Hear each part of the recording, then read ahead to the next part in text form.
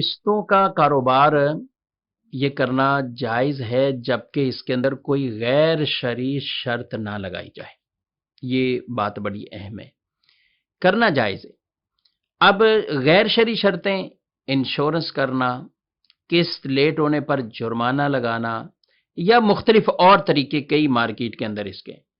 तो जब ये चीज़ें इसके अंदर आ जाएँगी तो अब वो काम करना ही जायज़ नहीं होगा।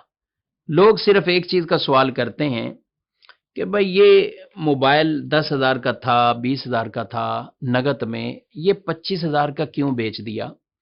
देखिए, किसी की अपनी चीज़ है, वो 2 रेट उसके मुकर्रर करता है कि नकद 20,000 का, उधार 25,000 का, और कोई गलत शर्त, नाजायज़ शर्त नहीं लगाता।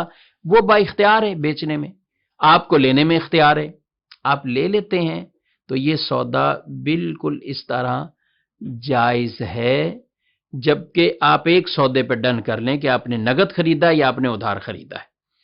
अब जितनी किस्तें उसमें बनी हैं वही किस्तें आपको अदा करनी हैं।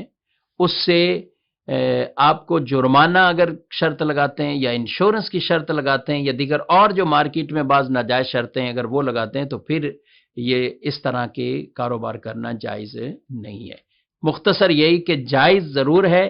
अपनी अगर शराइत को आप देख लें तो कोशिश करें किसी भी करीबी दारुल इफ्ता में मुफ्ती साहब के पास पहुंचिए, अपनी शराइत, ज़वाबित, उसूल और ज़वाबित जो खरीदो फरोख्त के हैं दिखा दें।